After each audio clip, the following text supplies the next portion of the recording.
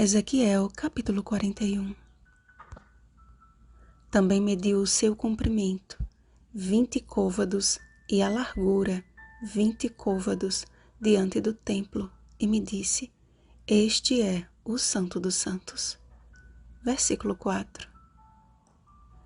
Contemplando o interior do templo, Ezequiel se deparou com a descrição do lugar santíssimo. Era ali que Deus manifestava a sua glória e a luz de sua presença. Tendo 20 côvados de comprimento e largura, o Santo dos Santos formava um quadrado perfeito. Em sua visão da Nova Jerusalém, João também viu um quadrado perfeito. A cidade é quadrangular, de comprimento e largura iguais, e mediu a cidade com a vara até 12.000 estádios. O seu comprimento, largura e altura são iguais. Apocalipse capítulo 21, versículo 16. O que Deus tem preparado para aqueles que o amam, 1 Coríntios capítulo 2, versículo 9, é o santíssimo lugar de sua habitação. Quando no dia da expiação o sumo sacerdote entrava no lugar santíssimo, todo o povo, em atitude de humilhação, Levítico capítulo 23, versículo 29, era purificado de todos os pecados com que havia contaminado o tabernáculo. O Senhor deseja realizar a mesma obra em nossa vida. Jesus afirmou: Se não vos converterdes e não vos tornardes como crianças, de modo algum entrareis no reino dos céus. Mateus capítulo 18, versículo 3. A menos que busquemos o coração de uma criança, a menos que peçamos a Deus um coração puro, Salmo 51, versículo 10, rápido para amar, rápido para perdoar, nossos pés jamais pisarão a santíssima habitação do Eterno.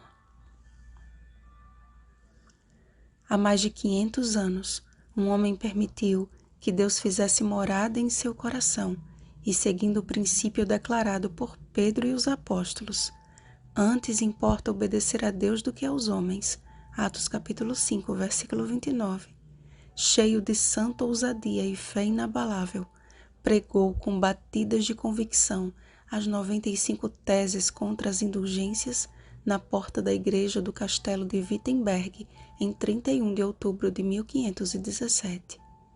Martinho Lutero não tivera a intenção de agir contra a igreja, mas em que a igreja reconhecesse o seu erro e promovesse o princípio que em todos os tempos deve nortear o povo de Deus: sola scriptura.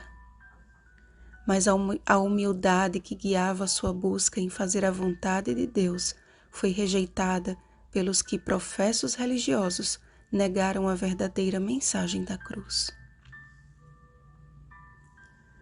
A reforma não foi simplesmente um marco histórico, mas o início de um movimento cujo fundamento sobre a pedra que vive, 1 Pedro capítulo 2, versículo 4, jamais cairá devido ao derradeiro grupo de crianças que irá perseverar até o fim.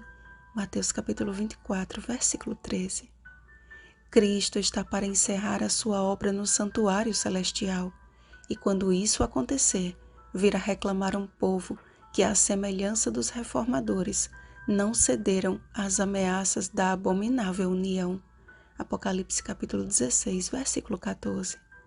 Mas com jejuns, com choro e com pranto, Joel capítulo 2, versículo 12.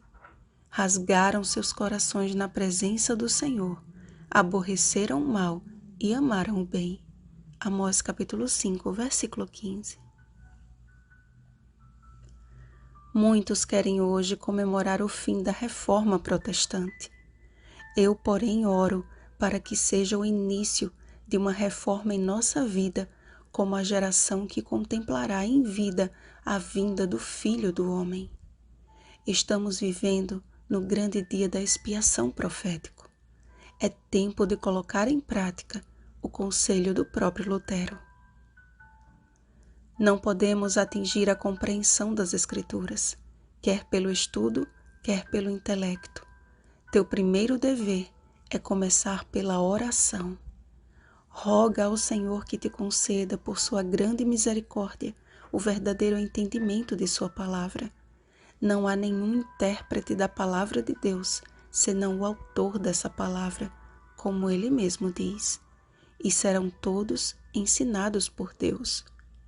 Nada esperes de teus próprios trabalhos, de tua própria compreensão. Confia somente em Deus e na influência de seu Espírito. Crê isto pela palavra de um homem que tem tido experiência. O Grande Conflito, página 129. Vigiemos e oremos. Bom dia, crianças herdeiras do reino dos céus. Rosana Garcia Barros.